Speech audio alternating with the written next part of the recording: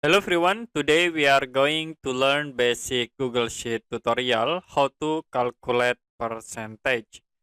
Okay, for example, I will create a number in here, 500. I will duplicate. I will set again in here into another value here. Okay, and the next and type.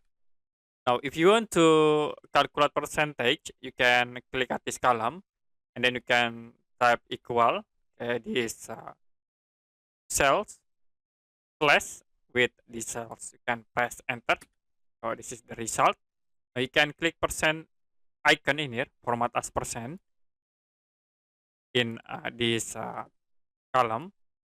And the next you can click these icons to decrease like this.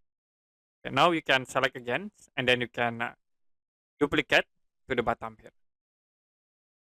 Okay, that's it for basic Google Sheet tutorial, how to calculate percentage.